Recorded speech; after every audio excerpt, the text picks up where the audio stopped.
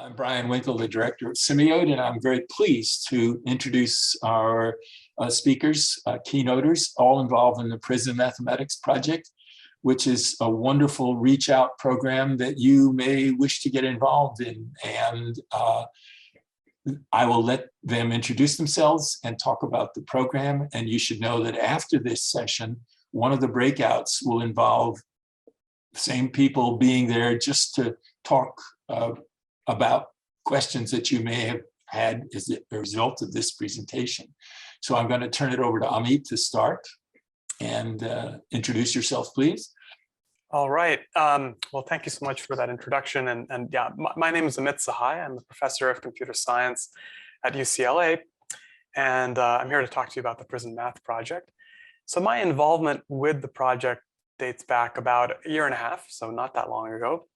What happened was that there was an article that came out that I happened to read at 2 in the morning, which was talking about this incarcerated individual named Christopher Havens, and how he had just published a research paper on continued fractions in a math journal. And that certainly piqued my interest. And I read the article with great care. And in the article, he was quoted as saying that he was looking for a mathematical mentor who could talk to him more regularly. And I had been thinking about doing something with prisons for many years, but hadn't ever done anything. And one of the reasons was, honestly, I felt that as a very abstract research professor at UCLA, that I felt like, honestly, unqualified. I felt like I didn't necessarily have a whole lot to offer to this particular population. That's just me. And on the other hand, I saw this statement in this article. And as a professor, one of the things that I love the most about being a professor is actually mentoring graduate students, especially with regard to research and exploring new areas of mathematics. And so I thought this was a perfect opportunity. And so I wrote back, and that began a really wonderful and very eye-opening exchange of ideas with Christopher, and also my introduction to the Prison Math Project. So with that short background, I think it's best if I just turn it over to Christopher and let you hear from the man himself, who's sort of whose brainchild the Prison Math Project is. So let me go ahead and do that right now. Please bear with me for a moment.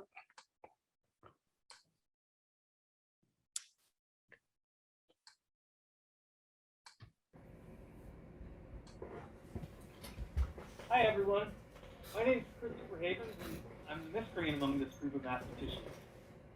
I say that in play, but in fact, I've been incarcerated for the last 12 years now. During this time, I've made a lot of distance into the exploration of myself and the behaviors which led me to make such poor decisions in life. In fact, through mathematics, I've been able to explore self-identity and walk a path of persistence, becoming a model for growth and transformation. Justice, truth, and beauty. Those are the sort of virtues that can arise from being immersed in this wonderful mathematical landscape. When I first started my prison sentence, I was a stereotypical prisoner you've all seen in the movies. Many of you have heard my story, and if you haven't, a quick Google search will probably give you a good gist. But for those who have, you know that I was placed in solitary confinement for a year, and it was there where I first found my love for mathematics. It just sort of took root inside my heart. And from there, the beauty and joy from my studies showed me how wonder can exist in things that are just plain good. The truth I found in mathematics led me to explore truth in a much broader sense. That is, truth within myself. It helped me to not fear the confrontation of these truths around the person I was and around my actions from the past. This began a long journey into self-identity, which inevitably led to this path of desistance from the criminal element I once belonged to. The scabs that covered my heart from a past full of pain had finally begun to heal. And in their place grew something close to what I would describe as an energy that resembles love. And I've heard it called different things, but whatever it is, well, it is the thing that guides me. I remember this one time where that feeling in my heart,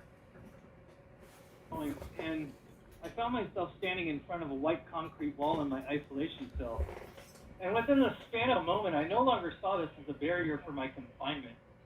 I saw it as a blank slate for the rest of my life. That was the moment where I realized that within this period of serving justice for 25 years, I could learn anything I wanted. And right then and there, I made a choice that would define a new path in life, where my infinite debt to society became a walk of justice in the pursuit of beauty. From there, I studied with an intensity that set me apart from the prison culture. My mind had become detached from a lifetime of old behaviors. Cognitive changes were occurring, and the logos was shining inside of my heart.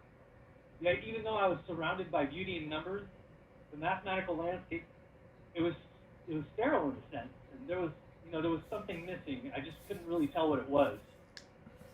My mind was rewiring itself for a new life, but I had no context of where that life would fit into the rest of the world. There was just a lot of uncertainty. But deep inside, I had the answer in the sense that I yearned for mathematical interactions with people who held the same substance within their own hearts. I craved the aspect of community that so many of us can take for granted. What I've learned is that if we can find an individual who's found that seed of passion for mathematics, then the optimal conditions for growth come when we introduce them to a life that exists around such a passion. The result is a life of productivity and desistance from crime. In my own experiences, when I first established those initial links into the community, which came from active mentorships, I flourished and I began making contributions to society in the form of published mathematical research. It seems as if the community factor plays an important role in really changing one's lifestyle. And so what was a community-based system of restored justice that could replicate some of those opportunities that I had, which led to a life surrounded by mathematical culture and community?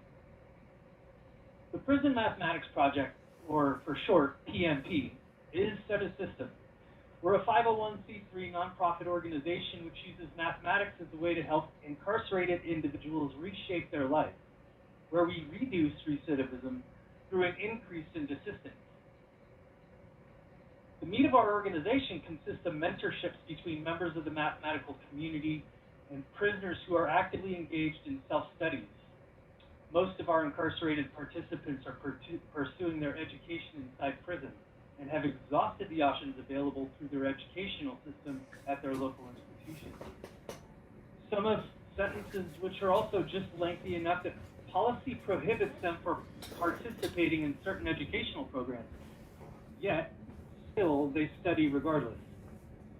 In fact, most prisoners will never have mathematics courses available to them above the level of pre-calculus. Yet, there are always a few who stumble in the dark, by book after book, on topics that correspond to mathematical goals which they have no idea how to properly obtain. And that is a problem. But those are our target. Because within each of those prisoners, there's a seed begging for nourishment. And so what do you think is going to happen when you provide a seed those crucial ingredients it needs? Personal growth, purpose, drive, and transformation. Our program places no restrictions around what level of mathematical maturity our participants possess, but we do expect them to have a certain level of desire for growth, both personally and mathematically. And because the participants already involved in mathematical studies, it's not the mentor's job to teach the participants from the ground up, but rather to guide them along in their studies and help them overcome their conceptual snags, and to introduce them to the aspects of the math community that made you fall in love with it in the first place. Of course, there's a good deal of teaching involved in a mentorship, but the most important part is to teach them about our wonderful world of mathematics through culture and community. As well, many of our participants are self-taught, like myself, and we've never had a school experience, no peer interactions, no office hours. They don't know what life even looks like for a student. The act of learning things of this nature, it's the act of healing, and it inspires participants towards the rehabilitation process. Aside from our mentorships, there's another aspect of our organization. Part of the purpose of the PMP is to put value back into the community. We do this in several ways. One is through sociological and criminological studies towards understanding the role of mathematics in self-identity and desistance. The other is in helping educators build a better understanding of the teaching and learning of mathematics in highly restrictive environments. Our program has existed since 2015, but was launched nationally and redesigned around the limitations of the pandemic. Prisons have become more restrictive. And on top of this, most prisoners don't have access to any technology whatsoever. No internet access, no wonderful wizard of Google, Wikipedia is not on the menu. In a world without CAS, the Wolfram Cloud, or even graphing calculators, we have endeavored to develop ways of teaching by providing our participants with different tools for learning. And I can give you an interesting example. We've been focusing more and more on STEM, and so programming has become an interest among several of us in the administrative side of the PMP. Specifically, we hope to add programming as an option for our participants. But how would you teach languages like Python, JavaScript, or even LaTeX to a prisoner if they don't even have access to a computer? The sole piece of technology for many of us is an offline MP4 player that can send and receive a prison-y version of email.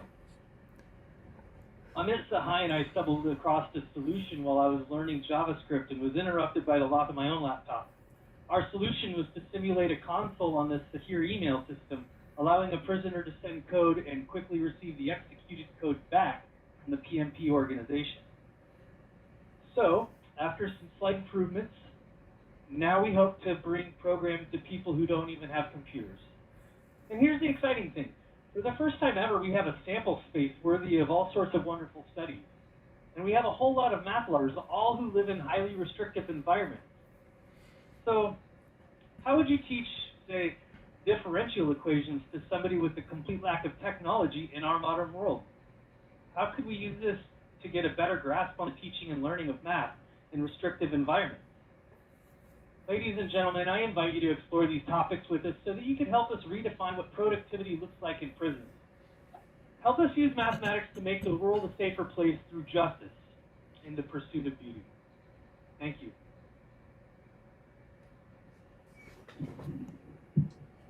All right. Well, I hope all of you were able to hear Christopher there give a sort of a broad overview of the origins and the goals of our organization. And before I turn it over to Ruth, I just wanted to mention one thing about something you just said, which was about the idea of restrictions, right? And I really believe that in every intellectual endeavor, when we are faced with additional constraints on us, it actually unleashes new creativity, right? Because we have to overcome those constraints. And the process of doing that is often very illuminating. It gives us more insight into how we can achieve our goal. And if we're able to devise new ways of teaching and building mathematical community with these highly restricted environments, maybe that insight can be used for other settings. For example, with people who are living in refugee camps or many other places around the world where there are incredible restrictions that exist. So I'd really just echo what Christopher said about inviting you all to think about that. And with that, let me go ahead and turn it over to Ruth. Please take it away. Thank you, Amit, and thank you everybody for attending. For me, this is the first time I've ever been to any kind of a math event. And it's been very exciting. I've been trying to meet as many new people as I can in between listening to some stuff that I don't quite understand, but it's been awfully fun to sit in on some of the lectures and webinars that I've seen so far. And then I've had some personal conversations. So that's been quite amazing for me. I guess I'll start with who I am, where I'm from, and sort of why I'm here. I was incarcerated in 2011. With a sentence of 140 months to life. I was given a life sentence. And the only way I was ever going to get out of prison was if I proved that I could re-enter society and do so in a way that was pro-social. The problem is that my childhood and my upbringing wasn't quite the best. I was raised in a pretty negative environment, specifically in the Midwest, and most of my family were drug addicts. And my lifestyle, as you can see, or maybe you can sort of pick up on, I'm transgender. Well, that wasn't something that was very acceptable in where I grew up at. And what that did was that produced a lot of sort of like reclusiveness in me. And eventually it led me to the prison. Well, I knew that when I went to prison, I was going to have to change something, specifically everything that I knew about life. I didn't grow up in a situation where education was acceptable. It wasn't promoted. It wasn't talked about. It wasn't something that really anybody had anything to say about, other than it wasn't very useful. I went to over 15 schools throughout my life because we moved so much. And so I never really had a chance to gain root. What I did know was that I loved reading and that I loved the stars. That for me was something that I loved to do. I just had to do it very quietly. And like my gender and my expression, it was something that I did in private because it wasn't something that was, as I said, acceptable. When I went to prison, I knew that I had lost everything. I lost my family. I lost any sort of semblance of what I knew. And I knew that if I was ever going to leave that place, I had to make some serious changes. I just really didn't know how. And like Amit and Christopher had said, it's a really restrictive environment. There's not a lot for you. And because of my time structure, the focus for prison resources is on those that are getting ready to re-enter society. So they want to try to catch people as they're re-entering society. That way the information is sort of fresh on their mind. So for somebody that has a life sentence, that's not a very good omen, or even somebody that has 10 years or 5 years, they're not the focal point of the prison's resources. And quite frankly, I'm not going to disagree with them. Somebody who learned something when they first enter the prison system may not remember that 10 or 15 years down the road. So I knew that I had to do some careful problem solving of my own. And some of that was, I had to take everything that was going on inside here and I had to put it out on the table. And I had to be crafty enough to find those people that could or would help me.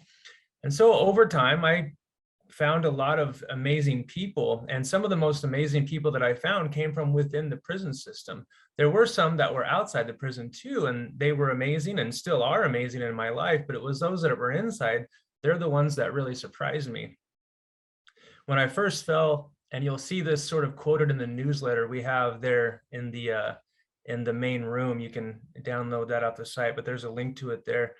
But there's a quote that I heard when I first fell, and it was, prison can be a womb or a tomb. You can go there and you can finish dying, or you can go there and you can learn to live. You can be reborn. And that really stuck with me. I was having a real bad day when someone said that to me. And I suddenly understood that there was a lot more for me, that I could really do something with this time. And I was determined I wasn't going to stay there. I was going to go home. I was going to leave that place me. I was going to leave that place with my integrity, what little I had left, and what little I can muster from the insides of my body. I could bring that forth and I can carry on my life with that. And I just didn't know how to do that. And eventually that led me to become a speaker, that it led me to get my associate's degree. It led me to pursue all kinds of personal studies. And as I did these things, I found that there's a whole like micro system of people that do that inside the prison setting. No matter what prison you go to, there's a large group of people who do some sort of personal study. And I didn't know that. That's not something that's like really put out there for everybody to learn. Nobody knows about that, at least not in the circles that I ran in. And believe me, the circles that I ran in were all well connected to the prison system, and not one of them talked about going there to get an education. In fact, all the information that I got was that a prison education wasn't a good one at all, and that it wasn't even transferable to the streets, which is the term that would be used by an inmate to say people in the free world, the community.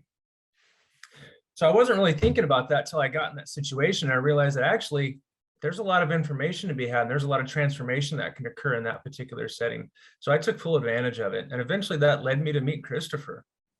It's kind of inevitable. And like, I guess you could say it's like two magnets. When you have a bunch of magnets together, or you have like a magnet and like various pieces of metal, eventually they're going to attract to one another because we're sort of on the same angle.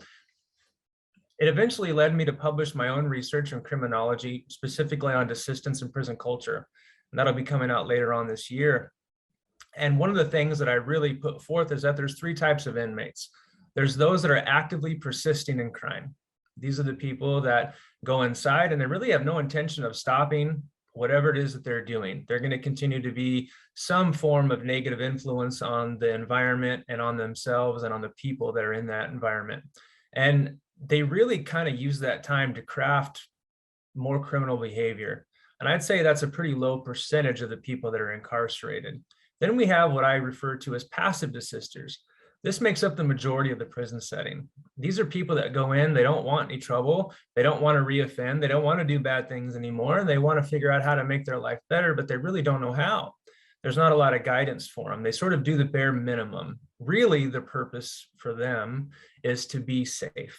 That's really all they're concerned about. They're concerned about making sure that they're safe, and they're not really too concerned about learning new skills unless it makes them feel safe.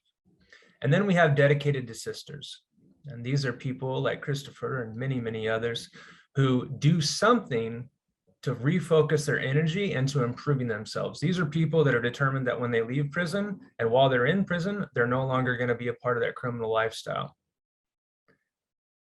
And those types of people tend to flock together in all 3 demographics. Those that just want to be safe find other people that just want to be safe, and they try to keep each other safe. Those that want to continue to do crime and do bad things, they find each other. And those that want to do something better, we also find each other. And this isn't a continuation of that. The PNP is really, that's that kind of mindset of wanting to take this good thing that we have, this good thing that we found that's been very helpful, and push that forward into the community, and then really take the community and bring it back in. Which sort of brings me to another point of the community in and of itself is the punishment for a prisoner. And I don't know if a lot of people are able to think about it that way, but the purpose of being imprisoned is that you are isolated from the community. A community of our peers, our elected officials said, hey, that's not a good thing. You can't do stuff like that. And then they take us away from the community. They put us over here. They take us away. So the punishment then becomes no community.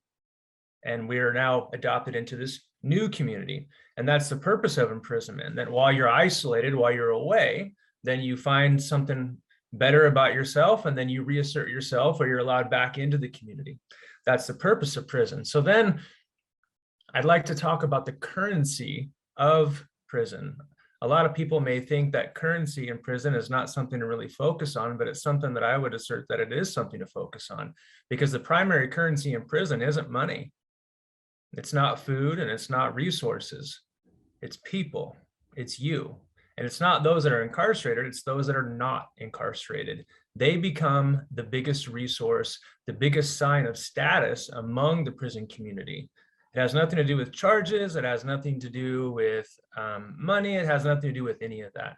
It has to do with who believes that you're restorable. Who believes, how many people believe that you're able to re-enter into society successfully. That person becomes popular inside of a prison setting, and that person gets more resources. And that's where the community comes in. That's where the PNP comes in, really, is that they're able to take a community of people, bring them together and say, hey, you already know what a culture is. A lot of them are already involved in gangs or negative culture, or in my case, a bad childhood or drug culture. And now we get to learn this new culture, this new thing called academia. And while mathematics is this really great tool to be able to introduce into somebody's life, there's a culture around mathematics. And how I understand mathematics, which I'll admit isn't it's not the best level of mathematics, but for me, mathematics is a language. It's something that when I look at mathematics, I think that I'm learning new symbols. And there's lots of people that know how to use these symbols to convey a message and to convey a meaning. And that's really what I understand mathematics to be. It's a language. And with any language, it stems from a culture of people that add to that language, use that language, and then they communicate in that language. And that language is really the foundation of so many other sciences that we engage with, so many other pieces of academia. And academia has been the one thing that in most prisoners' life has been the thing that they've been told their entire life that they can't really entertain because that's not for them. The message that I received as a child was that the reason I couldn't go to college and the reason education wasn't something that was important to my family was because it wasn't viewed as something that was for us. It was for somebody else who was intelligent from birth, and you would see that. You would know who these intelligent people are because you would know everything right off the bat. So you're not intelligent because you aren't a genius. You're not this so-and-so. Work wasn't involved in academia as far as I was concerned. It was either you had it or you didn't. And if you didn't have it, then if you didn't have the money to engage with it, then you also weren't going to get it. Which both of those are fallacies, by the way. Those aren't true at all. But you tell that to somebody who's never had an experience with academia in any way, shape, or form, and they're in prison, that's usually the kind of answer you're going to get, at least behind closed doors. So there's lots of ways that this kind of work can really assist a larger goal. For one, there's not a few people in prison that are studying something. There's a lot of people in prison that are studying something. There's over 1 million people incarcerated in the United States. In fact, that number is pretty small from the actual number, but there's over 1 million people incarcerated in the United States, and there is a significant amount of people that are incarcerated that are studying some form of STEM that need that kind of assistance, and we're one conduit for that. And honestly, we need your help. We need mentors. We need people to come in and sort of help us redesign and understand how to teach in restrictive learning environments. And that's something that I've heard be talked about inside this particular event over the past 24 hours has been, how do you reach people? How do you teach people some skill that they may not know that they need? Well, that directly correlates into what we're working with too, teaching people in a highly restrictive environment, reaching them, putting our information out there and saying, hey, this is actually really useful to you. And I'm sure that because there's so many educators sitting out in the audience listening to this right now, I know that that's something that many of you can identify with. How do you teach what you have to teach to somebody who may not know that it's useful? So we need lots of help. And inside the newsletter, you can see that we are calling for several kinds of participation. One, we need mentors.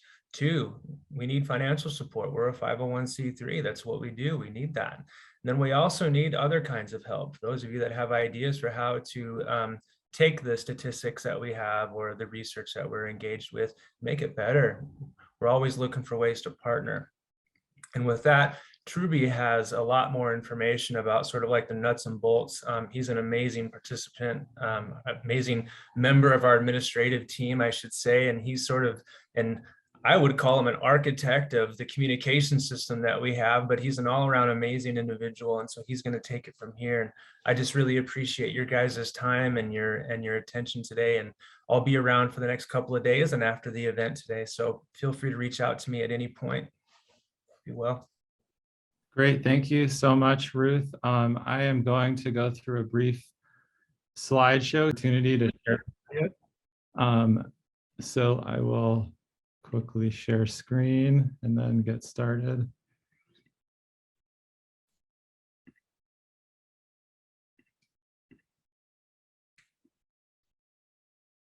So I'm Trudy Davison. I'm a lecturer of math at Western Colorado University. I got my math PhD studying measure theory and fractals at University of Colorado in 2015, and I've been lecturing at various institutions for the last several years. And I met Christopher after he wrote a letter to the AMS newsletter, quarterly or monthly newsletter, letter to the editor requesting textbooks.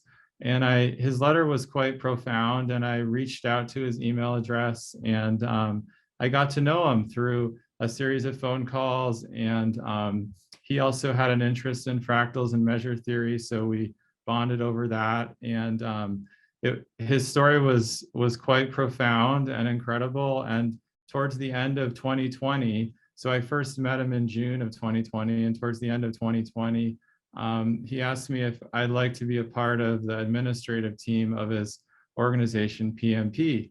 And he connected me with our other tech guy, Jack, who's not on the call, but Jack really should take most of the credit for setting up the current PMP communication system. He's an entrepreneur tech person who's been really the foundation of our organization and making it all work. And I began working with Jack in December 2020, and then throughout the last year, pretty much assisting the organization in any way that I could. I've spent a lot of time directly communicating with the mentors. I've worked really hard to try to establish partnerships with American Math Society and several other publishers, because textbooks are a really big thing. They're expensive and they're hard to get into the prison.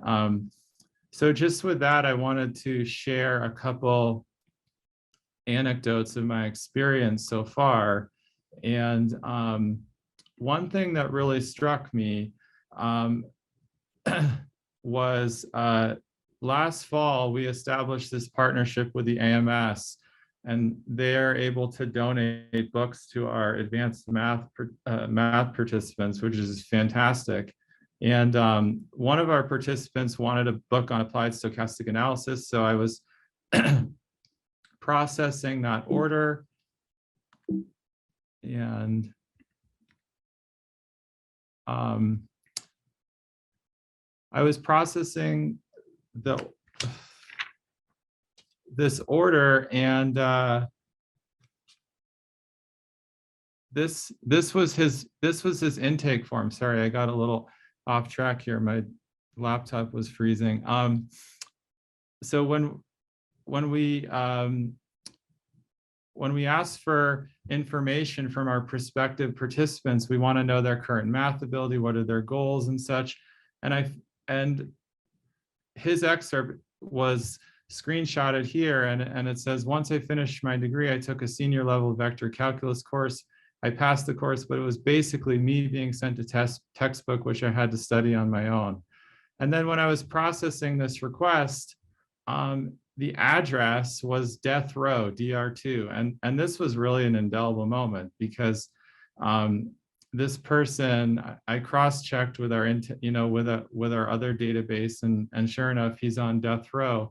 He's one of our more advanced participants, and has consistently demonstrated strong motivation to learn, all the while facing death penalty and not really knowing what will happen with his life. So that was quite a profound moment for me that I remembered that I wanted to share with you. And again, we're working towards a new understanding of the role of math and self-identity and desistance. That's our mission. And then more recently, he wrote us back and said, from the description, this book will cover many of the things that I didn't get in the book that you sent me. He was communicating with his mentor. And again, we just want to thank the AMS for their ongoing generosity.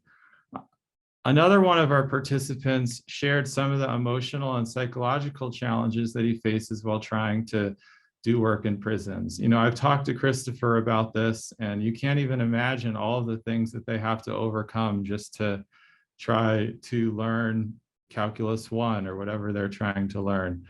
So for instance, this person said, I have suicidal ideations often. I have very little social capital or support. The only person I have to rely on is my 72-year-old mother. I fear she may die while I'm still in prison. I would be eternally grateful for an academic mentor to sponsor me as their student. I would like to be an intellectually productive person before I die. So over and over again, we see every week that these prisoners want to make the change. They've already started to make that change, and they need positive role models in the outside world, as Ruth was mentioning, to help them down that journey. And they're facing a lot of these challenges, emotional, psychological, also restricted learning environments and such, accentuated by the pandemic, which has only made things harder.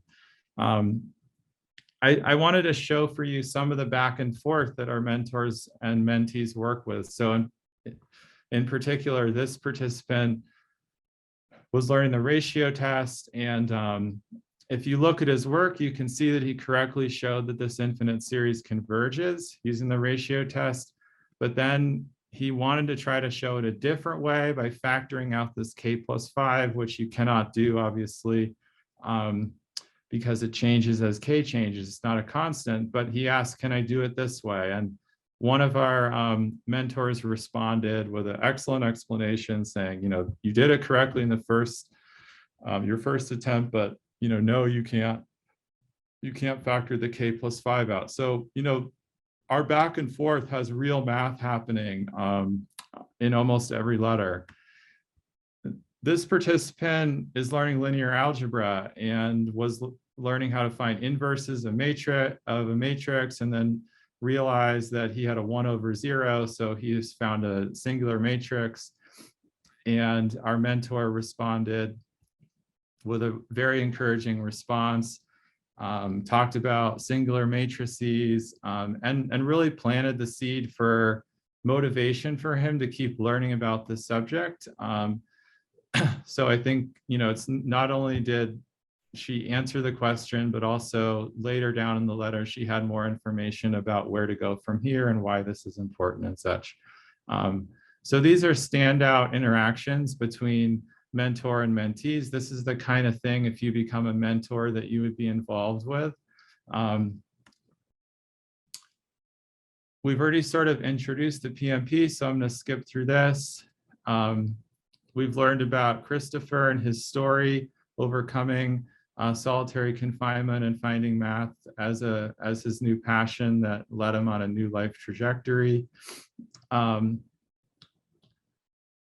I found this quote quite astounding from him. Mathematics has led me to so many things that give my life meaning. It led me to taking responsibility of my life. This led me to empathy, which led to a complete restructuring of my practice of everyday life. I then learned to love things, including myself. Self-rehabilitation was occurring all through the lens of mathematics. This is how I define justice. So Christopher then established mentorships with several mathematicians, including Dr. Amit Sahai, who's also on our panel and has been incredibly helpful in helping us build the PMP.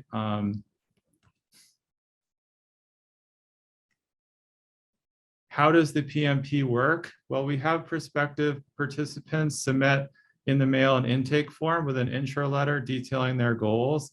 You saw a sample of that earlier with the participant who's on death row. And then we work to pair them up with a good fit. And usually the mentor is shown a number of possible participants, and then they decide which one they think would be the right fit. And it doesn't have to be a permanent fit. Sometimes, we are moving through various mentors over every couple of months, but we want it to be as good a fit as possible. And then the PMP facilitates that communication between mentor-mentee, and we take great care to protect the privacy of the mentors, the privacy of the mentor. We obviously do not release any of the personal information and such. And so the PMP functions as that neutral middle ground. And Jack, who is not on this talk today, but he's responsible for really putting in place a scalable digital infrastructure. So we don't actually have to take letters to the mailbox. We can do it all virtually, which gives us the opportunity to really scale up as we have more interest. We've also partnered with AMS. We've also partnered with Xanadu, which publishes the hard copy versions of OpenStax through Rice University. And they provide content up through Calc 3, and then AMS covers a lot of content in the more advanced setting, depending on the level of the participant. I'm just going to speak for a couple minutes on how PMP fits within the framework of current criminal justice reform. We heard Ruth talk about the concept of desistance, which is the cessation of offending behaviors, which led a person to a criminal identity, and a journey towards what is called a pro-social identity. And here I'm citing Bushway et al., who's a very prominent researcher in this area. And recidivism is what we're trying to prevent, the process of reverting back into that criminal behavior. And there are a couple of goals of progressive criminal justice system. One is ultimately to try to spark an individual down that path of desistance. That's a very challenging goal. A more basic goal, which is still often challenging, is to try to figure out who is actually on that path already and how can we try to support them on that path. So Bushway goes about saying that he supports this model of signaling. And so Bushway posits that we need to look for a signal that is more costly for those who have not adopted a new identity to send than it is for those who are embarking on a new identity. And he believes voluntary educational programs are the best way to find people who are on the path of desistance. For instance, voluntary GED programs is an extremely effective way. You know, presumably the person who's on the path of desistance will be getting much more satisfaction from the experience, whereas the person who's not on that path will not stay in the program and will view it as a burden. In any event, the PMP fits within that framework of a voluntary educational program. So we believe we're really hitting the mark in terms of current research. And then lastly, I'll just say that in order to try to spark that journey towards desistance, current research suggests that these prisoners need to enter what's called a crisis phase or a moratorium phase. And this is not considered negative. This is a time for the prisoner to reevaluate their standing in the world and to abandon their old plans and try to make new ones. And in order to effectively launch them into a new positive trajectory, we really need to, according to him and according to the research, create an environment of respect, create opportunities for learning, and also develop relationships with role models, you know, outside of the prison or even inside, such as Christopher, who exemplify those positive identities. And, you know, PMP really hits the mark on each one of those bullet points. Specifically the role model part. You know, we're connecting these prisoners with role models who really have a positive identity and can imbue that onto the mentee. For instance, we had one prisoner write, "Thank you for considering me for this wonderful program, which is meant to advance in our growth, intellectual capacity, and establish new relationships with productive members of our society while giving rest to our old ways and discovering our full potential." And then, you know, we get letters that come in that thank us for the work we're doing. And Trubee? Yes, are we out of time? We're just about, but the most important thing is in room R1, this conversation is going to continue. And so they're going to turn off the recording soon. And I want to remind people that you can look at the newsletter, which has all the information about contact in the abstract for this session. You can get to the prisonmathproject.org that way. And I want to thank our speakers and say that we have to move to the next session, including another hour or 45 minutes at least with this same team and an additional partner coming in. So thank you very much. And I have to leave. Yeah, thank you everyone. We really appreciate your attention. Okay.